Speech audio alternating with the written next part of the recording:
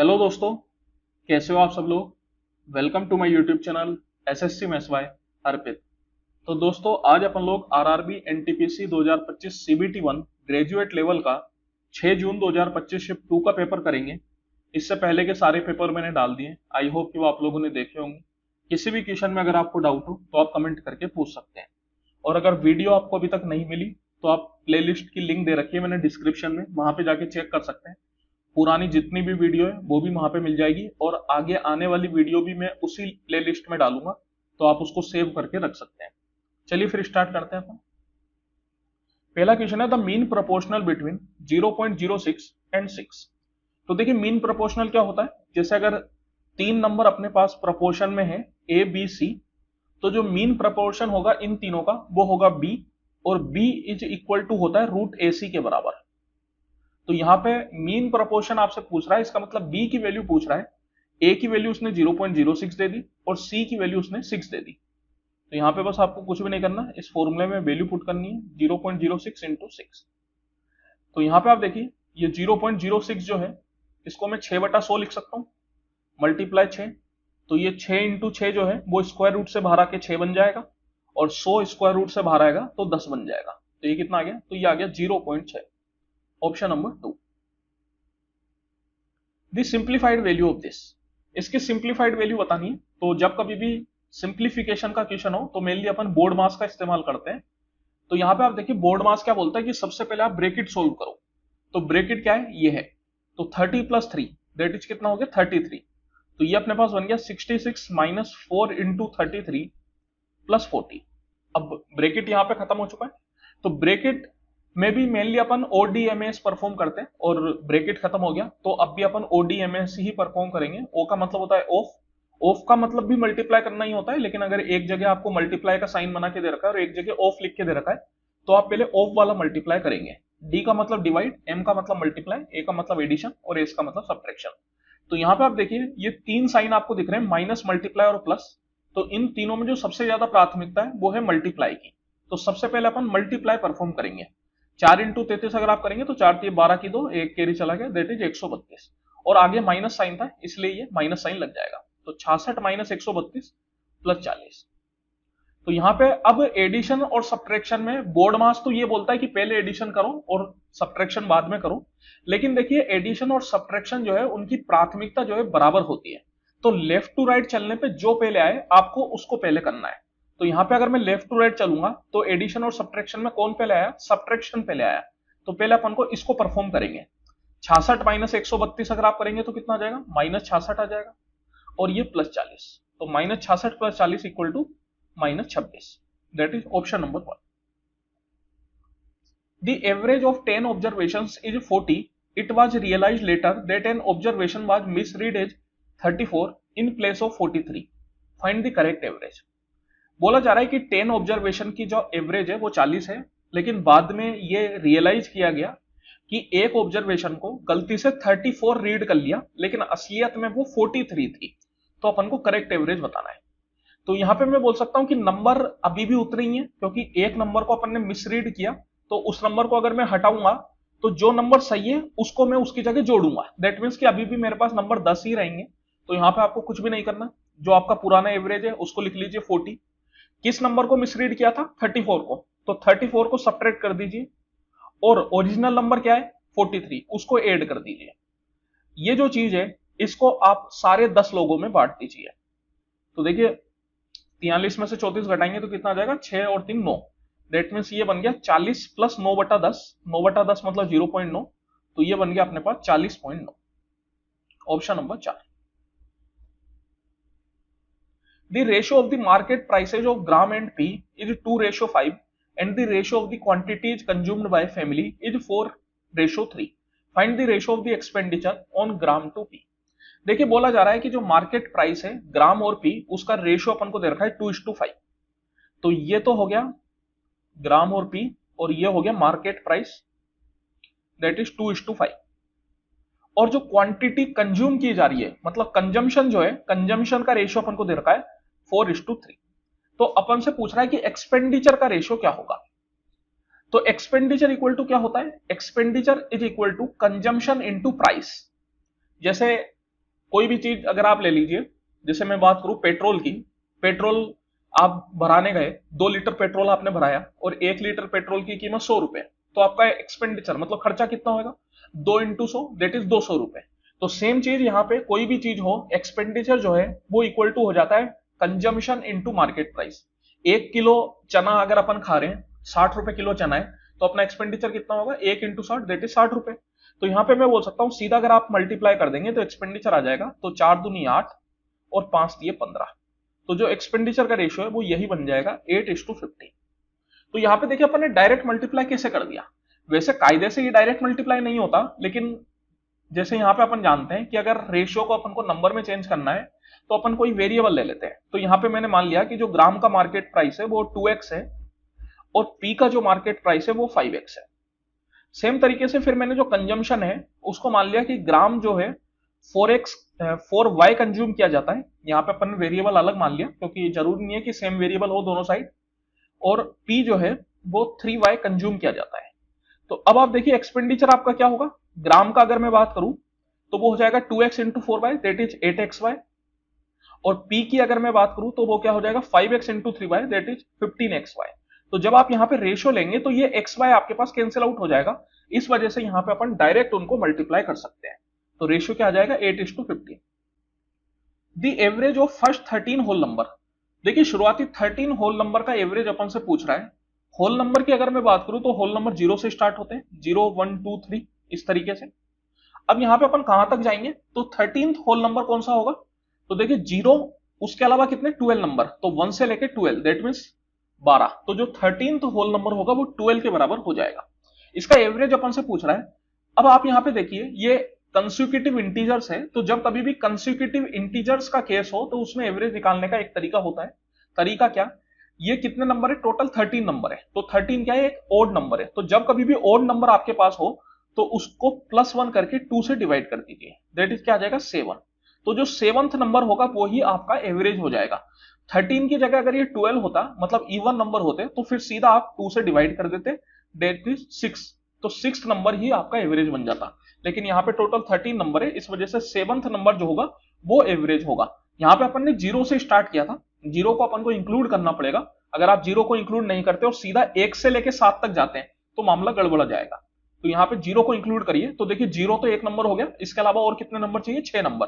तो 6 नंबर मतलब 1 से लेके 6, तो जो अपना एवरेज होगा वो क्या हो जाएगा 6 के बराबर।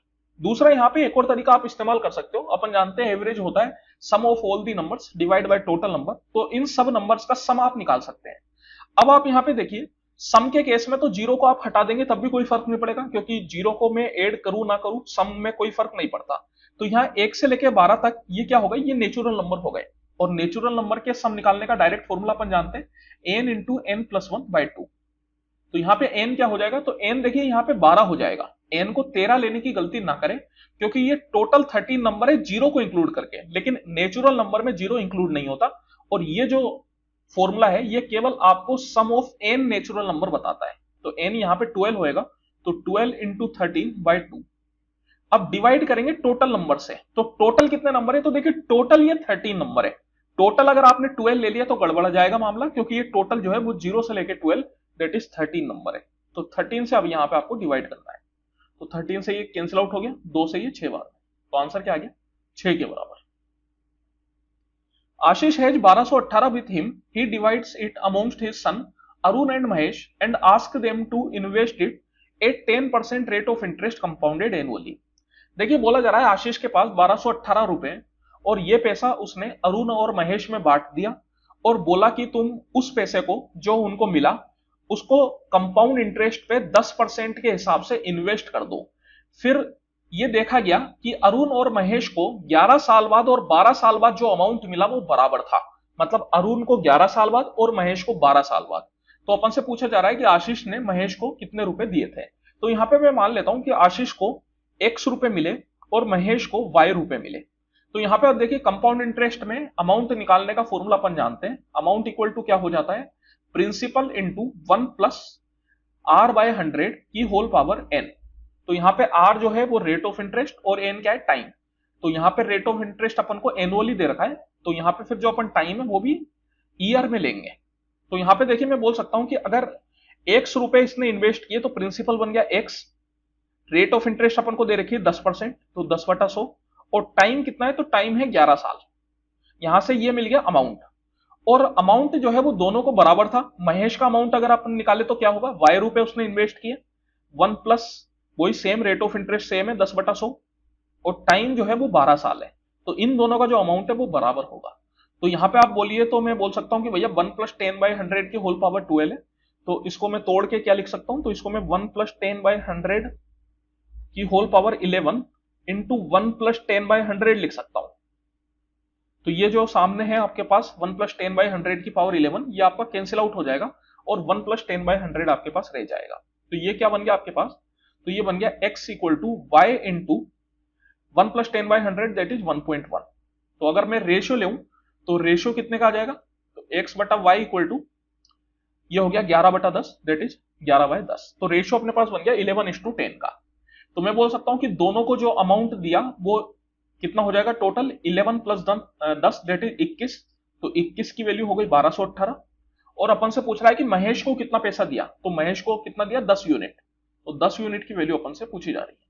चलिए 21 से अगर मैं इसको कैंसिल आउट करना चाहूंगा तो देखिए 21 का 5 बार में कैंसिल आउट हो जाएगा 105, 121 - 105 अगर आप करेंगे तो आ जाएगा 16, 16 का मतलब 168, तो 21 का 8 बार में 168, तो 1 यूनिट की वैल्यू आ गई 58, तो 10 यूनिट की वैल्यू क्या आ जाएगी, 58 × 10 that is 580।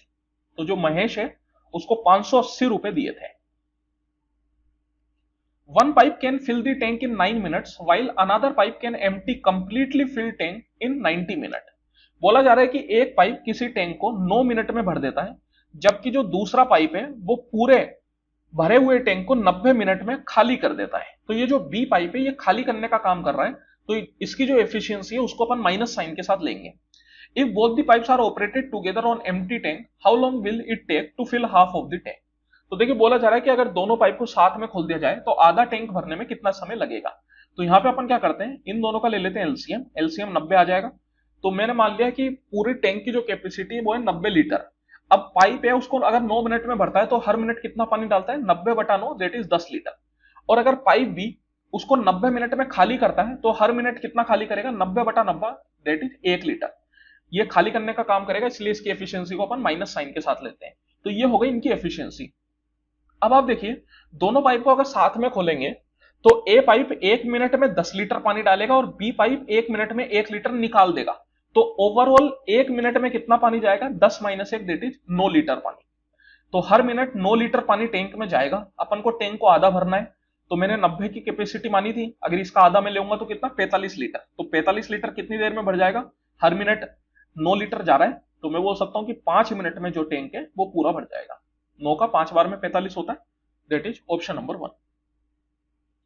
A vendor boat lemons 864 rupees 1, how many lemons must he sell for rupees 1 to gain 100%। देखिए बोला जा रहा है कि एक वेंडर है, 1 रुपए में 6 लेमन खरीद रहा है, तो उसको 1 रुपए में कितने लेमन बेचने चाहिए सो दैट कि उसको 100% का फायदा हो। तो यहां पे आप देखिए जब मेनली अपन कॉस्ट प्राइस से सेलिंग प्राइस जाते हैं तो अपन क्या करते हैं, कॉस्ट प्राइस को मल्टीप्लाई करते हैं प्रॉफिट परसेंट। जैसे अगर मैं मान लू P, तो 100 + P/100 से ये अपन मल्टीप्लाई करते हैं। लेकिन जब अपन सेलिंग प्राइस से कॉस्ट प्राइस की तरफ जाते हैं और प्रॉफिट परसेंट में सेम मान लेता हूं P, तो अपन क्या करते हैं, सेलिंग प्राइस को मल्टीप्लाई करते हैं 100/100 + P से। तो बस कुछ भी नहीं करते, उल्टा काम कर देते हैं। यहां पे क्या होगा, यहां पे आपको देखिए ये क्या दे रखा है, एक तरीके से बोट मतलब खरीद रहा है, तो कॉस्ट प्राइस वाला गेम हो गया। तो मेनली अपन को 100 + P/100 से मल्टीप्लाई करना चाहिए था, लेकिन यहां पे मामला उल्टा होगा। यहां पे आपको इस 6 को 100/100 + P से मल्टीप्लाई करना है। तो 100 + P मतलब कितना, P कितना हो गया 100%, दैट इज 100 + 100 200। तो ये आपके पास आ जाएगा 100 का 2 बार में और 2 का 3 बार में। इसका मतलब उसको जो है 3 लेमन बेचने पड़ेंगे तब जाके उसको 100% का फायदा होगा। यही क्वेश्चन अगर आपके पास उल्टा होता, बोला जाता कि अगर उसने 3 लेमन बेचे हैं तो कितने लेमन खरीदे होंगे सो दैट कि उसको 100% का फायदा हो, तो आपको यहां पे ये उल्टा वाला काम करना था, सेलिंग प्राइस से कॉस्ट प्राइस जाने वाला काम करना था। मतलब 3 × 100 + 100 दैट इज 200/100। तो कितना आ जाएगा आपके पास, ये आ जाएगा 6 के बराबर। तो आंसर हो जाएगा option number 1।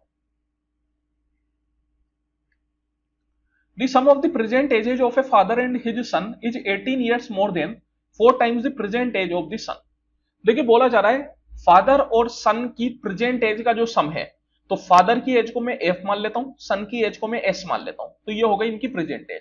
Is 18 years more than 4 times the present age of the son. तो सन की एज के 4 टाइम से 18 साल ज्यादा, तो सन की एज को 4 टाइम कर दिया, दैट इज 4s, और उसमें मैंने जोड़ दिया 18 साल, तो ये हो गया बराबर। दूसरा बोला गया after 5 years 4 time the father's age will be 8 years less than 14 times the son age. 5 साल के बाद फादर की एज का जो 4 टाइम है, तो देखिए 5 साल बाद, तो ये एफ और एस जो है वो अपन ने प्रेजेंट एज मानी, तो 5 साल बाद एज क्या हो जाएगी, एफ प्लस 5, ये हो गई फादर की एज। इसका कर दिया 4 time, will be 8 years less than 14 times the son age. तो देखिए 5 साल बाद सन की एज क्या हो जाएगी, तो वो हो जाएगी एस प्लस 5। इसका कर दो आप 14 टाइम,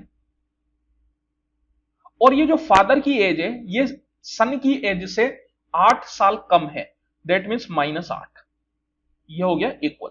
यहां पे आप बोल सकते हैं दो इक्वेशन दो वेरिएबल, अपन को निकालना है difference between the present ages of the father and son. तो फादर और सन की प्रेजेंट एज का डिफरेंस मतलब f माइनस एस की वैल्यू आपको निकालनी है। तो चलिए यहां पे अपन सोल्व करते हैं। तो पहले तो ये जो पहली इक्वेशन अपन ने बनाई इसको थोड़ा अपन रीअरेंज कर लेते हैं। तो f इक्वल टू हो जाएगा, ये s उधर चला गया तो 3s प्लस 18। और दूसरी इक्वेशन की अगर मैं बात करूं तो देखिए ये हो गया आपके पास 4a, ये 4 इंटू 5 20 को उधर भेज देते हैं अपन, ये बन गया 14s, और 14 पंजे 70, 70 में से अगर आप 8 घटाएंगे तो कितना आ जाएगा आपके पास 62, और ये 4 पंजे 20, तो ये भी इधर आएगा, तो 62 माइनस 20 दैट इज कितना आ जाएगा 42। तो यहां से मैं फादर और सन की एज निकाल सकता हूं, कोई दिक्कत वाली बात नहीं है। तो कितना हो जाएगा, अपन चाहे तो ऊपर वाली इक्वेशन को आप 4 से मल्टीप्लाई कर दीजिए और नीचे वाली में से ऊपर वाली को सब्ट्रैक्ट कर दीजिए, तो 4f माइनस 4f 0 आ जाएगा। ये 14 माइनस 4 थी 12, दैट इज 14 माइनस 12 कितना 2s, और 18 चौको कितना हो जाता है अपने में 72, तो 42 माइनस 72 अगर आप करेंगे तो आ जाएगा 30 के बराबर। तो s इक्वल टू आ गया यहाँ पे 15 के बराबर, 30 बटा 2 मतलब 15। ये हो गई सन की प्रेजेंट एज। फादर की प्रेजेंट एज कितनी हो जाएगी, पहली वाली इक्वेशन में डाल देते हैं, तो 15 थी 45, 45 प्लस 18 दैट मीन्स कितना हो गया आपके पास, ये हो गया 63 के बराबर। तो फादर की जो प्रेजेंट एज है वो हो गई 63, तो 63 minus 15 that is equal to कितना 45, नहीं 45 नहीं sorry 48, option number 3। The volume of a solid cylinder is a 5852 cubic centimeter and its height is 38 centimeter. What is the total surface area of the solid cylinder?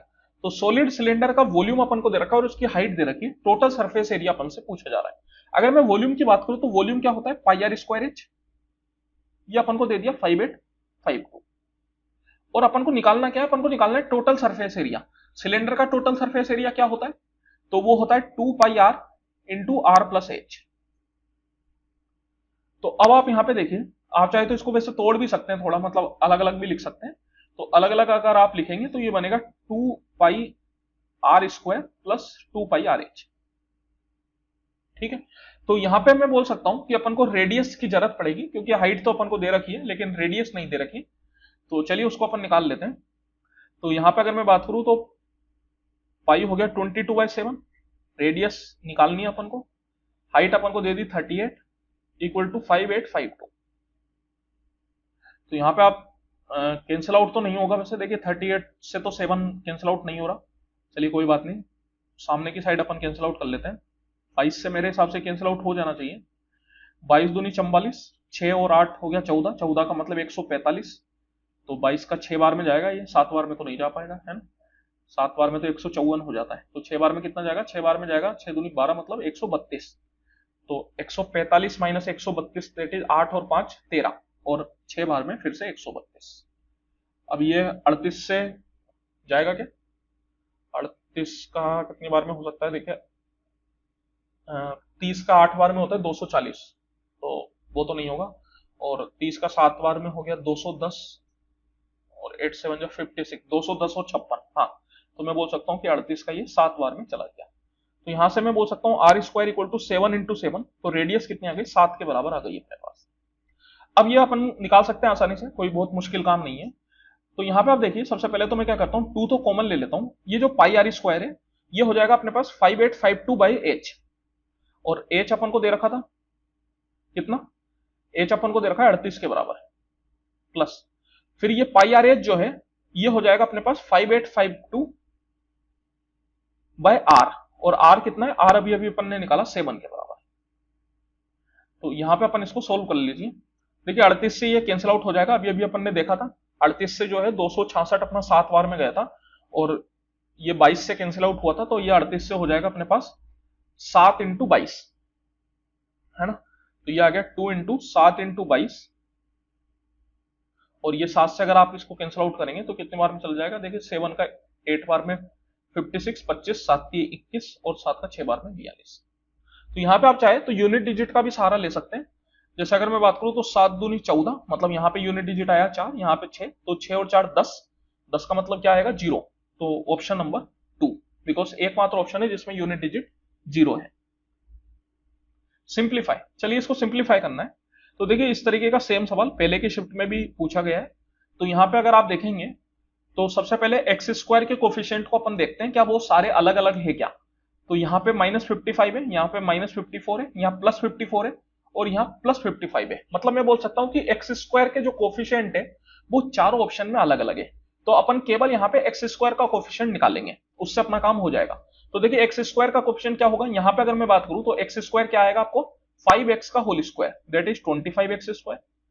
फिर यहाँ पे क्या आएगा 2x का whole square that is 4x square, और यहाँ पे क्या आएगा 5x into 5x that is 25x square. तो ये कितना आ गया आपके पास, ये आ गया 54x स्क्वायर। तो मैं बोल सकता हूँ कि आंसर क्या हो जाएगा ऑप्शन नंबर 3, क्योंकि केवल ऑप्शन नंबर 3 है जिसमें 54x स्क्वायर है। सिंप्लीफाई, चलिए सिंप्लीफाई करते हैं। तो देखिए सबसे पहले आपके पास है 6th रूट ऑफ 4096। 4096 की अगर अपन बात करें तो इसको अपन बोलते हैं 1024 इंटू 4, और 1024 ये आपको याद रहना चाहिए, ये होता है 2 की पावर 10, 4 होता है 2 का स्क्वायर।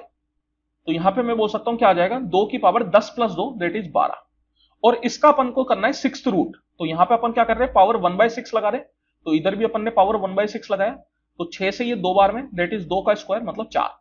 तो ये जो पहला वाला आपके पास टर्म है 6th रूट ऑफ 4096, ये तो आ गया 4 के बराबर। आगे अपन चले, आगे है 40625 का 4th रूट। अब यहां पे आप देखिए अगर ऑप्शन अगर आप देखेंगे तो सारे इंटीजर है, दैट मीन्स इतना पक्का है कि 50625 का जो भी 4th रूट आएगा वो इंटीजर आएगा। तो 50625 में अपन क्या करते हैं, पहले स्क्वायर रूट निकाल लेते हैं, क्योंकि मैं इसको लिख सकता हूं 50625 का पावर हाफ, उसकी whole power half, half into half क्या हो जाएगा 1/4 हो जाएगा। तो मैं पहले 50625 का स्क्वायर रूट निकाल लेता हूं। अब इसका स्क्वायर रूट कैसे निकालूं, बहुत बड़ा नंबर है, डायरेक्ट नहीं निकाल सकता। तो अपन क्या करते हैं, चेक करते हैं कि 50625 किसके बीच में आता है।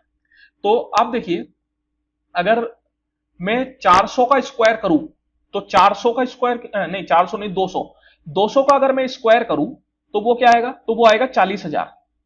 करना आसान है, तो 100 का स्क्वायर होगा 4 जीरो आ जाएंगे, 2 का स्क्वायर 4। और सेम तरीके से अगर मैं 300 का स्क्वायर करूं तो वो क्या आएगा, वो आएगा 90,000। 3 का स्क्वायर 9 और 100 का स्क्वायर 10,000। तो मैं बोल सकता हूं कि ये नंबर जो है 50625 ये 40,000 और 90,000 के बीच में है, तो इसका जो स्क्वायर रूट होगा वो 200 और 300 के बीच में होगा। और यहां पे आप देखिए अपन को फर्दर स्क्वायर रूट लेना है, तो फर्दर स्क्वायर रूट लेना है, इसका मतलब ये जो नंबर आएगा ये एक परफेक्ट स्क्वायर आएगा। अब 200 और 300 के बीच में कौन कौन से परफेक्ट स्क्वायर आपको मिलते हैं, तो देखिए 200 और 300 के बीच में एक तो होता है 225, एक होता है आपके पास 256, और एक होता है आपके पास 289। दैट इज ये हो गया 15 का स्क्वायर, ये हो गया 16 का स्क्वायर, ये हो गया 17 का स्क्वायर। अब यहां पे आप देख सकते हैं यूनिट डिजिट क्या है 5, मतलब जो नंबर रहेगा उसकी यूनिट डिजिट का स्क्वायर जो है वो यूनिट डिजिट 5 देना पड़ेगा आपको। ये नहीं दे सकता और ये भी नहीं दे सकता, केवल एकमात्र ऑप्शन है 225, यही आपको दे सकता है।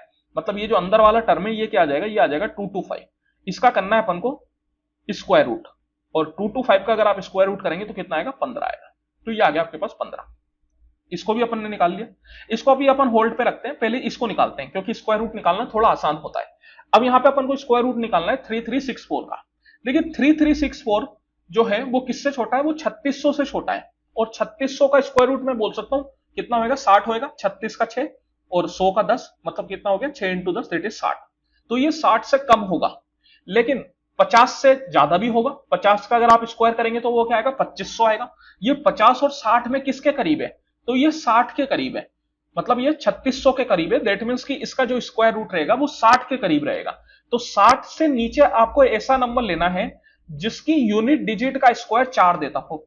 तो मैं बोल सकता हूं कि 58 में अगर आप 8 का स्क्वायर करते हैं तो 64 आता है, दैट इज यूनिट डिजिट 4, तो ये जो है वो 58 आ जाएगा।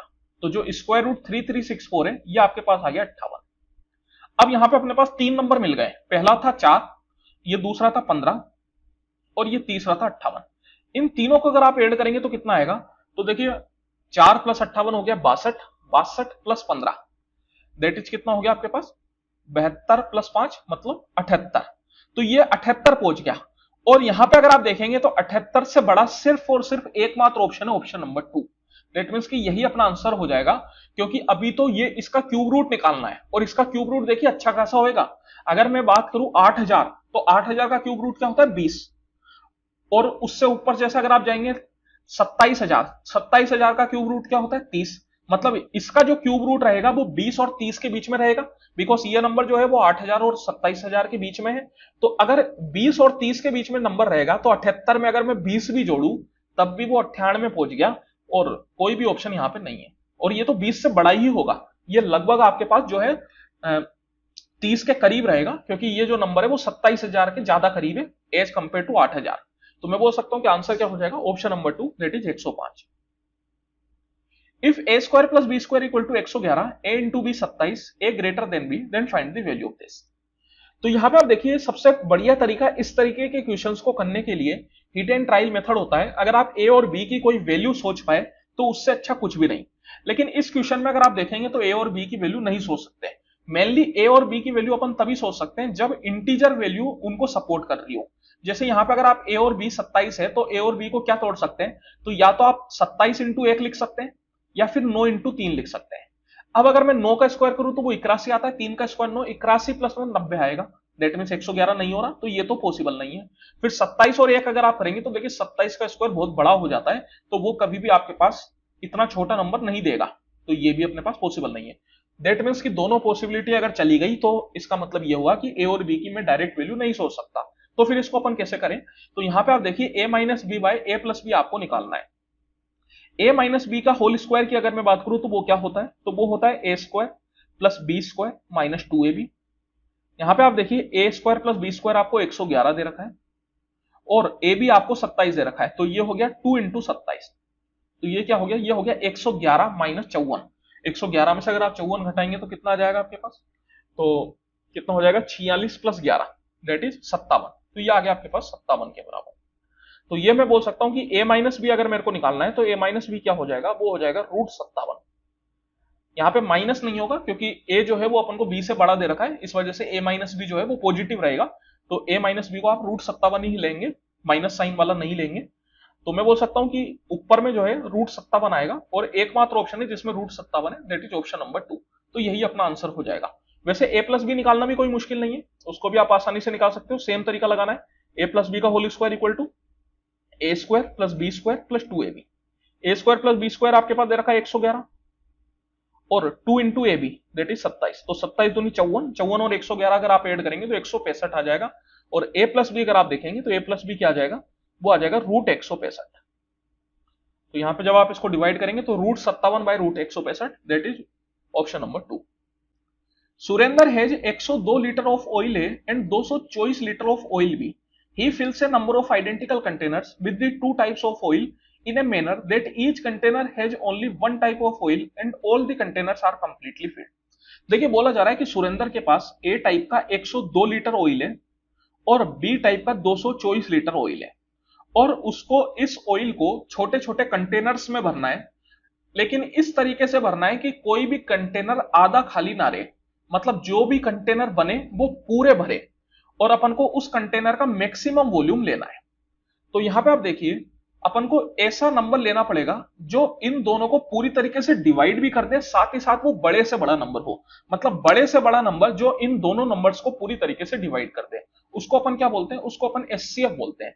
तो बस अपन को कुछ भी नहीं करना, इन दोनों नंबर का एचसीएफ लेना है। तो चलिए एचसीएफ ले लेते हैं। तो यहां पे आप देखिए एचसीएफ मतलब जो भी एचसीएफ होगा वो अपना आंसर होगा। तो आप चाहे तो ऑप्शन से भी चेक कर सकते हैं। तो सबसे बड़े नंबर से अपन चेक करते हैं। 9 की अगर मैं बात करूं तो 9 नहीं होगा, बिकॉज 9 जो है वो इन दोनों नंबरों को ही नहीं डिवाइड कर रहा, ना तो 102 को कर रहा है ना ही 224 को कर रहा है।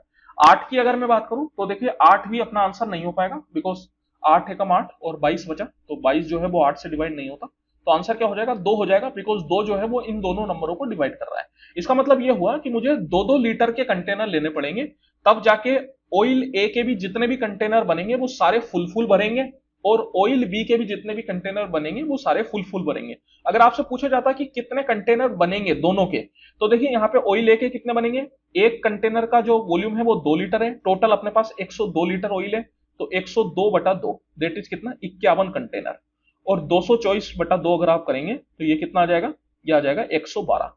दैट मीन्स कि टोटल ऑयल ए के 51 कंटेनर और ऑयल बी के 112 कंटेनर। अगर आपसे पूछ रहा है कि टोटल कितने कंटेनर बनेंगे, तो टोटल आप निकाल लीजिए, 1 और 2 3, 5 और 11 16, दैट मीन्स कि टोटल 163 कंटेनर बनेंगे। Find the surface area of a sphere whose diameter is equal to 112 centimetre. देखिए यहाँ पे अपन को स्फीयर का सरफेस एरिया निकालना है, डायमीटर दे रखा है, तो डायमीटर से मैं बोल सकता हूं कि रेडियस निकाल सकते हैं। रेडियस क्या हो जाएगा डायमीटर का आधा, दैट इज कितना 56। तो यहाँ पे आप सरफेस एरिया क्या होता है स्फीयर का, 4πr², पाई डाल दीजिए 22/7, और रेडियस आ गई 56, तो 56 इंटू 56। तो देखिए सबसे पहले तो इस 7 का 8 बार में कैंसिल आउट हो जाएगा। अब इसको सोल्व करने की जरूरत नहीं है, क्योंकि यहाँ पे आप देखेंगे तो चारों ऑप्शन की यूनिट डिजिट अलग अलग है, तो यूनिट डिजिट का सहारा अपन ले सकते हैं। यूनिट डिजिट अगर आप देखेंगे तो क्या होगा, तो सबसे पहले तो 4 इंटू 2 8, फिर 8 इंटू 8 कितना 64, दैट मीन्स की यूनिट डिजिट 4, और फिर 4 इंटू 6 24, तो यूनिट डिजिट कितना 4, दैट मीन्स जो ओवरऑल यूनिट डिजिट आएगा वो 4 आएगा, option number 4। Find the duration in which 1200 will amount to 2220 at a rate of 20% per annum simple interest. तो 1200 रुपए जो है वो 2220 रुपए बन गए 20% पर एनम सिंपल इंटरेस्ट पे। तो टाइम अपन से पूछा जा रहा है, तो ये अपन को दे दिया प्रिंसिपल और ये अपन को दे दिया अमाउंट। तो मैं यहाँ पे सिंपल इंटरेस्ट का फॉर्मूला लगा लेता हूं, क्या होता है, principal into rate into time बटा 100। तो देखिए सिंपल इंटरेस्ट कितना हो जाएगा, amount minus principal, that is 2220 minus 1200 अगर आप करेंगे तो कितना आ जाएगा 1020, ये हो गया सिंपल इंटरेस्ट। प्रिंसिपल है 1200 के बराबर, रेट ऑफ इंटरेस्ट है 20%, टाइम अपन को निकालना है दैट इज t/100। सोल्व कर लीजिए, 0 से 0 कैंसिल आउट हो गया, 1 0 आपका ये कैंसिल आउट हो गया, फिर 2 से ये चला जाएगा आपके पास कितने बार में, ये 51 बार में, और 3 से कट जाएगा, 3 से 17 बार में, 3 से 4 बार में। तो टाइम आ जाएगा अपने पास 17/4। 17/4 का मतलब हो गया 4 चौकू 16, तो 4.25, option number 3। The market price of a bed is 1600, which is 25% above the cost price. It is sold at a discount of 16% on the market price. Find the profit percentage. तो यहाँ पे आप देखिए बेड की mark price आपको दे रखी है 1600 रुपए, और बोला जा रहा है कि ये जो प्राइस है वो कोस्ट प्राइस से 25% ऊपर है। डिस्काउंट परसेंट अपन को दे दिया 16%, तो प्रॉफिट परसेंट क्या होगा। तो यहाँ पे आप देखिए इस क्वेश्चन को करने के मैं आपको दो तरीके बताता हूं। एक तो है फॉर्मूला क्या होता है, cost price by mark price equal to 100 minus discount percent divide by 100 plus minus profit या लॉस परसेंट। अगर प्रॉफिट हुआ है तो प्लस साइन आपको लेना है, और लॉस हुआ है तो माइनस साइन आपको लेना है। तो यहां पे अगर आप वैल्यू पुट करेंगे तो आपको आंसर मिल जाएगा। ये जो 1600 है इसको तो आप भूल जाइए, इसकी कोई जरूरत नहीं है। जैसे बोला गया है कि जो मार्केट प्राइस है वो कोस्ट प्राइस से 25% ऊपर है। कोस्ट प्राइस को अगर मैं 100 रुपए मान लूं तो मार्केट प्राइस क्या हो जाएगा, दैट इज मार्क प्राइस क्या हो जाएगा, 100 से 25% ऊपर मतलब 125, और डिस्काउंट कितना है 16% का, तो 100 माइनस 16, और यहाँ पे प्रॉफिट परसेंट निकालना है, मतलब प्रॉफिट हो रहा है तो 100 प्लस p।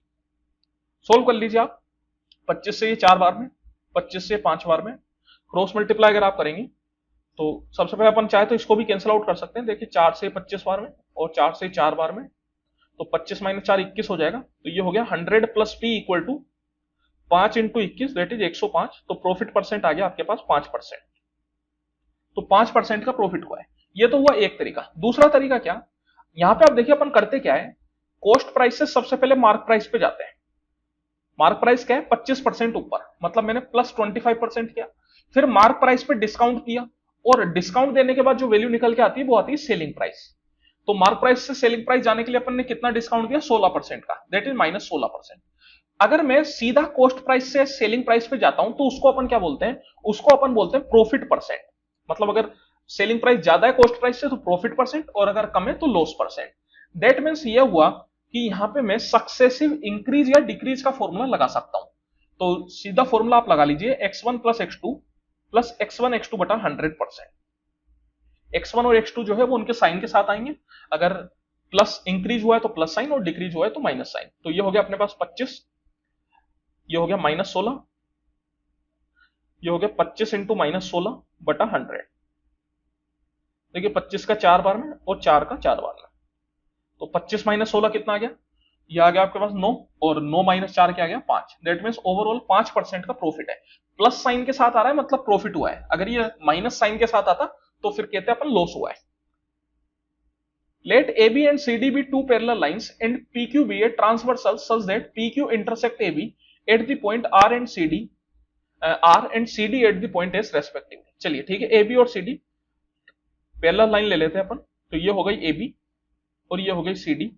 बोला जा रहा है कि एक PQ लाइन है जो कि ट्रांसवर्सल है और वो AB को R पॉइंट पे इंटरसेक्ट कर रही है और CD को S पॉइंट पे इंटरसेक्ट कर रही है।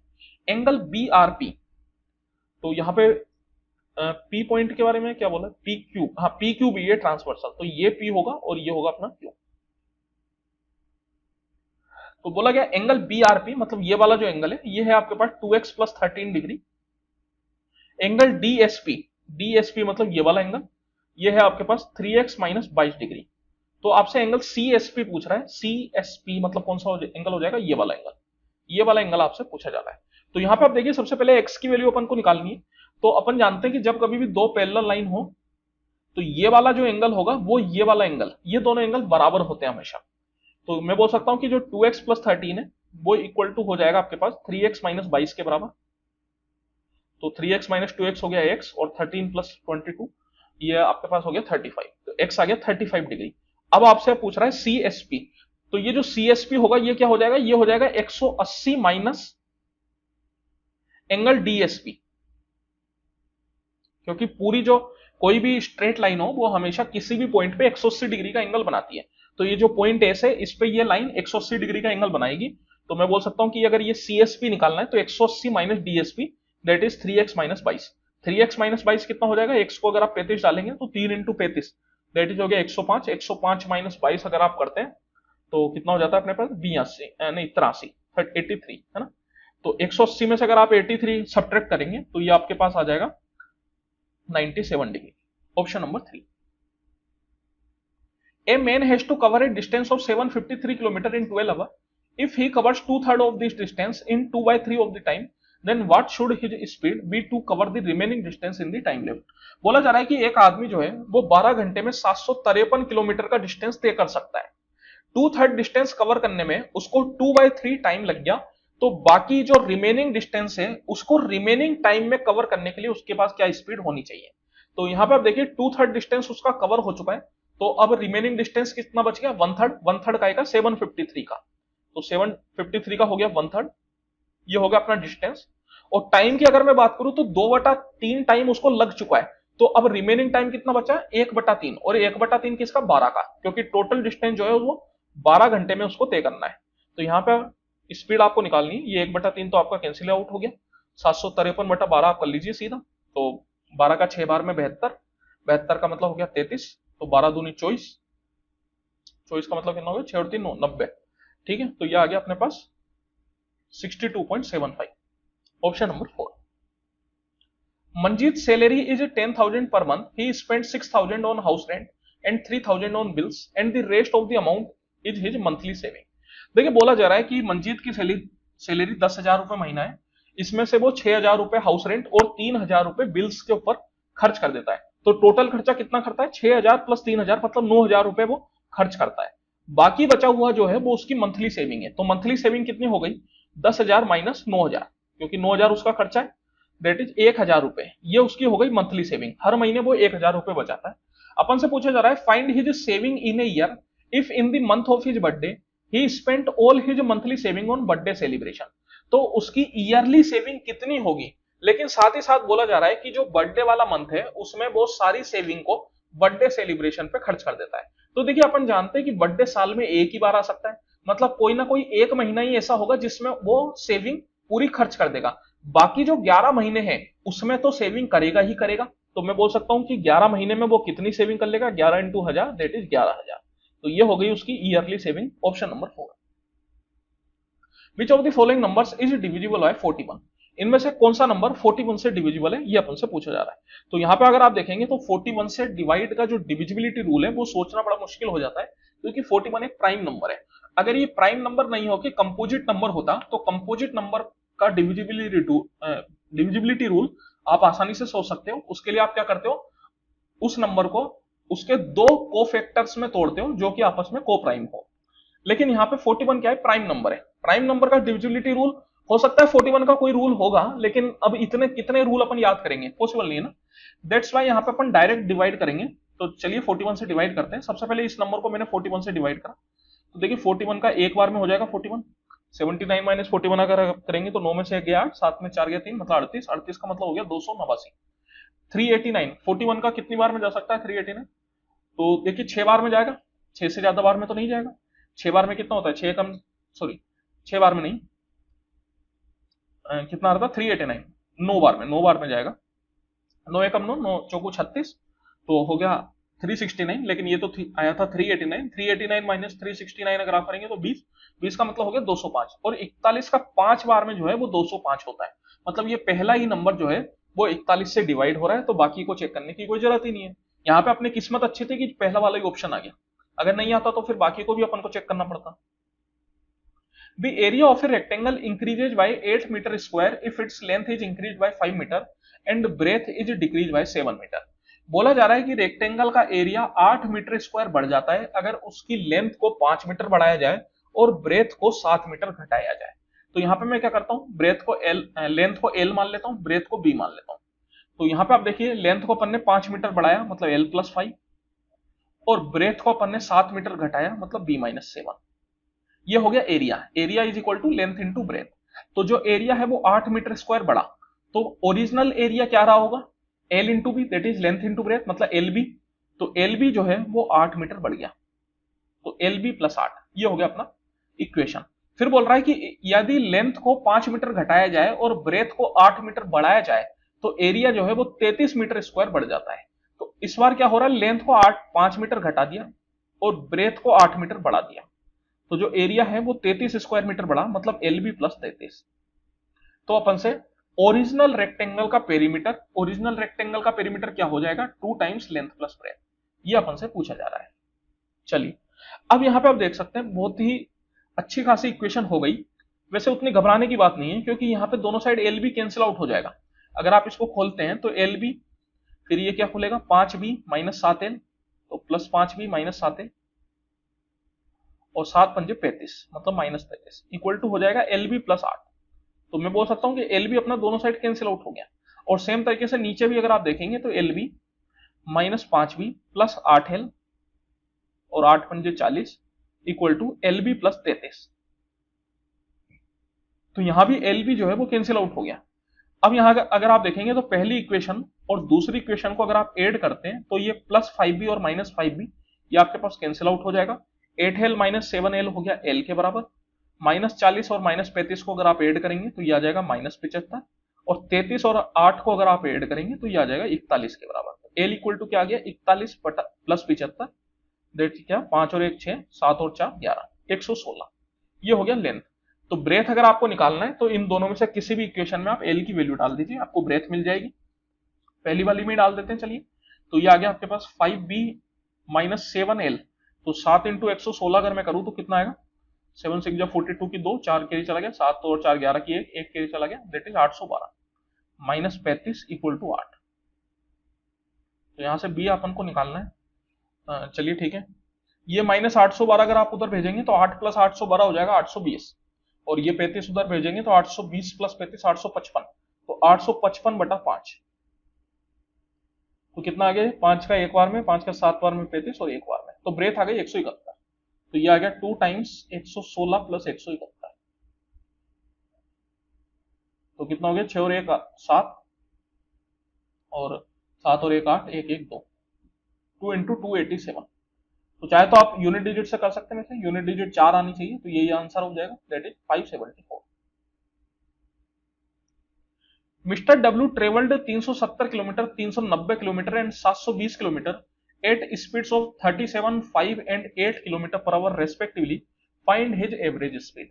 देखिए एवरेज स्पीड अपन से पूछ रहा है, एवरेज स्पीड का फॉर्मूला अपन जानते हैं क्या होता है, total distance upon total time. Total distance कितना है, तो 370 प्लस 390 प्लस 720, ये हो गया अपना total distance, divide by total time. तो टाइम इक्वल टू क्या होता है, टाइम इक्वल टू होता है डिस्टेंस अपॉन स्पीड। यहां पे अपन को टाइम डायरेक्ट नहीं दे रखा, तो अपन को निकालना पड़ेगा। देखिए बोला जा रहा है 370 किलोमीटर जो है वो 37 किलोमीटर पर आवर की स्पीड से उसने कवर किए, तो इसमें कितना टाइम लगा होगा उसको, 370 बटा 37 मतलब 10 घंटे लगे होंगे। फिर 390 किलोमीटर 5 किलोमीटर पर आवर की स्पीड से कवर किए, तो इसमें कितना टाइम लगा होगा, 390 बटा 5, तो कितना हो जाएगा, देखिए 5 का 7 बार में 35 और 8 बार में 40, मतलब 78 घंटे लगे होंगे। फिर 720 किलोमीटर जो है वो 8 किलोमीटर पर आवर की स्पीड से कवर किए, तो कितना टाइम लगेगा, 720 बटा 8, तो 8 से अगर आप इसको करेंगे तो कितना आ जाएगा, 90 घंटे। तो बस यहाँ पे आप कुछ भी नहीं है, ऊपर ऐड कर लेते हैं, कितना हो जाएगा, तो देखिए ये तो जीरो आई गया आपके पास, 7 और 2 9, 9 और 9 18 की 8, एक कैरी चला गया अपने पास, ये 8, 3 और 3 6, 6 और 8 14, 1480 बटा ये हो गया 8, 9 और 1 10 और 7 17, 178। तो यहाँ पे 2 से 7 4 0, 2 से क्या हो गया, 9 बार में 18 नहीं, 8 बार में 16 और 9 बार में 18, 740 बटा 89 आएगा, लेकिन सारे ऑप्शन में 89 है, तो इसका तो अपन कुछ कर नहीं सकते। आप चाहे तो यहाँ पे यूनिट डिजिट भी देख सकते हैं, जैसे अगर मैं बात करूँ 9 इंटू 9 81 और 81 प्लस 21 मतलब 1 प्लस 1 2, यूनिट डिजिट 2 आएगा। यहाँ पे 9 इंटू 9 81 1, 1 प्लस 0 1, यहाँ पे 8 इंटू 9 72, 2 और 7 9, यहाँ 8 इंटू 9 72, 2 और 8 10, तो यूनिट डिजिट 0 आया, और यूनिट डिजिट क्या आना चाहिए था, 0 आना चाहिए था, क्योंकि यहाँ पे अगर आप देखेंगे तो 740 में यूनिट डिजिट क्या है, 0 है, तो यही अपना आंसर हो जाएगा, option number 4। Find the angle of elevation of the top of a 250√3 metre high tower from a point which is 250 metre away from its foot. तो देखिए बोला जा रहा है कि एक टावर है जिसकी हाइट अपन को दे दी 250√3, और इसके फुट से 250 मीटर दूर एक पॉइंट अपन ने लिया है, तो इस पॉइंट का एंगल ऑफ एलिवेशन क्या होगा। एंगल ऑफ एलिवेशन का मतलब क्या होगा कि इस पॉइंट से खड़े होके उस टावर के टॉप को कोई देख रहा है, तो उसकी आंखें जमीन के साथ जो एंगल बना रही है वो अपन से पूछा जा रहा है। तो यहां पे आप देखिए, सबसे पहले तो आप इनका रेशियो ले लीजिए, 250 आपका कैंसिल आउट हो जाएगा, तो रेशियो आ गया √3:1 का। तो आपको एक चीज याद रहनी चाहिए, जब कभी भी किसी भी राइट एंगल ट्राइंगल में अगर दो साइड √3 और 1 है, तो तीसरी साइड ऑब्वियस है 2 हो जाएगी। आप चाहे तो पाइथागोरस थ्योरम लगा सकते हैं। तो √3, 1 और 2 जब कभी भी साइड्स का रेशियो ये हो, तो उस केस में जो एंगल होते हैं वो 60, 30 और 90 इस रेशियो में, मतलब इसमें होते हैं 60, 30 और 90। तो जो करस्पॉन्डिंग एंगल्स होते हैं वो 60, 30, 90 होते हैं। यहाँ पे आपसे ये वाला एंगल पूछ रहा है, तो ये क्या है, √3 के सामने वाला है, तो √3 के सामने वाला मतलब 60 डिग्री, तो ये एंगल हो जाएगा 60 डिग्री के बराबर, option number 2। On selling a wardrobe at 3437, the value of gain is 75% more than the value of loss incurred on selling it at 3338. In order to gain 50%, find the selling price. देखिए बोला जा रहा है कि 3437 रुपए में बेचने में जो उसको फायदा हुआ, वो 3338 रुपए में बेचने पे जो नुकसान हुआ है उससे 75% ज्यादा है। तो सबसे पहली बात तो मैं बोल सकता हूं कि कॉस्ट प्राइस को तो हमेशा सेम ही रखा जाता है, सीपी। तो मैं बोलूं फायदा, फायदा क्या होता है, selling price minus cost price. तो 3437 माइनस सीपी, ये हो गया अपना फायदा। और नुकसान की अगर मैं बात करूं तो नुकसान क्या होता है, cost price minus selling price, तो सीपी माइनस 3338, ये हो गया अपना नुकसान। और बोला गया कि ये जो फायदा था, ये फायदा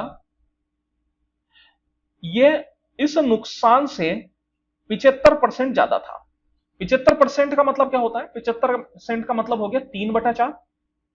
75% मतलब 75/100, 25 से अगर आप काटेंगे तो 3/4, मतलब 3/4 ज्यादा था। तो मैं बोल सकता हूं कितना होगा, ये होगा 1 + 3/4, दैट इज 7/4। तो ये जो है वो 7/4 हो जाएगा। यहां पे आप क्रॉस मल्टीप्लाई कर लीजिए, आंसर आपको मिल जाएगा। आपको निकालना है सेलिंग प्राइस अगर 50% का ज्यादा फायदा हो। तो पहले अपन को कॉस्ट प्राइस निकालना है। चलिए ठीक है, पहले कॉस्ट प्राइस निकाल लेते हैं। थोड़ा कैलकुलेशन तो यहाँ पे है, 4 से अगर मैं इसको करूं तो कितना हो जाएगा, 7 चौको 28 की 8, 2 कैरी चला गया, 4 3 12 और 2 14 की 4, 1 कैरी चला गया, 4 चौको 16 और 1 17 की 7, 1 कैरी चला गया, 4 3 12 और 1 13, minus 4 CP equal to 7 CP minus 7 से अगर आप यहाँ पे करेंगे 7 8 56 की 6, 5 कैरी चला गया, 7 3 21 और 5 26 की 6, 2 कैरी चला गया, 7 3 21 और 2 23, फिर 2 कैरी चला गया, दैट इज 21 और 2 23। तो यहाँ पे 7 सीपी माइनस प्लस 4 सीपी मतलब 11 सीपी आ गया, ये उधर जाएगा, 8 6 14 की 4, 1 कैरी चला गया, 4 6 10 और 1 11 की 1, 1 कैरी चला गया, 7 3 10 और 1 11 की 1, 1 कैरी चला गया, 3 और 3 6 और 1 7, 2 और 1 3। तो 11 सीपी इक्वल टू ये आ गया, 11 से मेरे हिसाब से कैंसिल आउट हो जाना चाहिए, 11 3 33, 41 आएगा ना, 41 का मतलब फिर से 33, तो कितना आ गया 7 और 1 8, 8 का मतलब 81, तो 7 बार में 77, 4 बार में 44। तो कॉस्ट प्राइस जो है वो 3374 रुपए आ गया। अपन को निकालना है सेलिंग प्राइस, यदि 50% का फायदा हो तो सेलिंग प्राइस इक्वल टू क्या हो जाएगा, 3374 पे 50% का फायदा, 50% मतलब 150% ऑफ 3374, तो ये हो गया 3/2, 50 से अगर आप काटेंगे 2 से मैं इसको अगर कैंसिल आउट करूं तो 2 का 1 बार में 13 मतलब 6 बार में 12, 8 बार में 16, 7 बार में 14।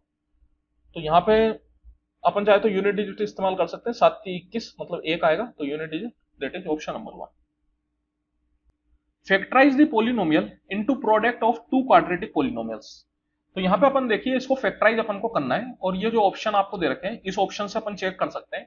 तो यहाँ पे मैं बोल सकता हूं कि ये जो -10x² है ये आपको कहां से मिलेगा, तो x² इंटू -4 -√3 और x² इंटू -4 + √3, इनको जब आप ऐड करेंगे तो आपके पास -10x² आना चाहिए। मतलब कैसे, x² into -4 -√3 plus x² into -4 + √3, ये जब आप करेंगे तो आपके पास -10x² आना चाहिए। लेकिन अगर आप यहाँ पे ध्यान से देखेंगे तो ये -√3 तो कैंसिल आउट हो गया, तो -4 और -4 -8 आएगा, दैट मीन्स ये नहीं हो सकता। तो यहाँ पे मैं बोल सकता हूँ कि -√3 और +√3 सारे ऑप्शन में कैंसिल आउट हो जाएगा, क्योंकि इधर भी +√3 -√3 है, इधर भी +√3 -√3 है, इधर भी +√3 -√3 है। तो 10 बनाने के लिए अपन कह सकते हैं क्या होना पड़ेगा, -5 और -5, ये आपको -10 बनाएंगे। तो मैं बोल सकता हूँ यही अपना आंसर हो जाएगा, बाकी और आंसर नहीं होगा।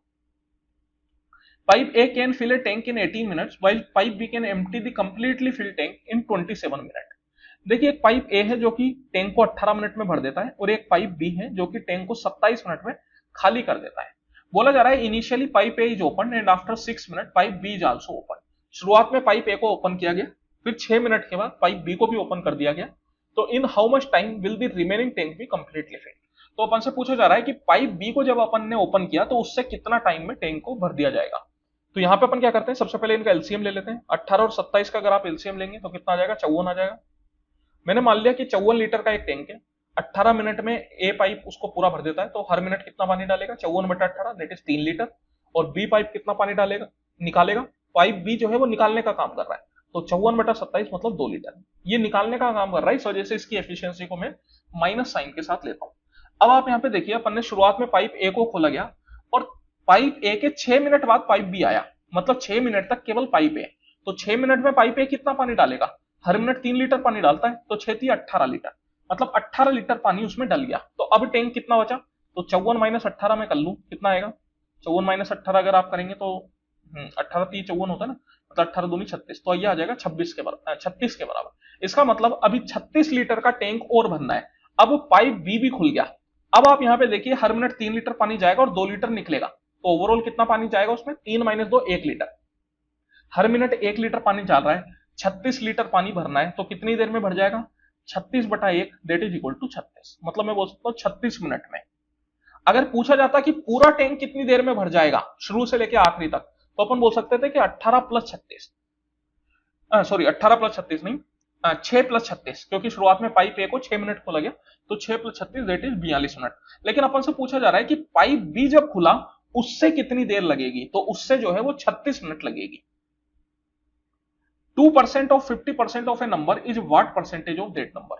तो यहां पे आप देखिए नंबर को मान लीजिए कुछ भी, मैंने मान लिया 200, तो बोला जा रहा है कि 2% of 50% of 200 is what percentage of that number. तो ये कितना आएगा आपके पास, तो अगर मैं इसकी बात करूं तो देखिए 50 से 2 बार में ये 2 से 2 कैंसिल आउट हो गया और ये भी 2 जीरो कैंसिल आउट हो गया, मतलब 2। तो अपन से पूछा जा रहा है कि 2 जो है वो 200 का कितना परसेंट होगा। तो 2 जो है वो 200 का कितना परसेंट होगा, तो 2 1% होगा, ये कैंसिल आउट हो जाएंगे आपके पास।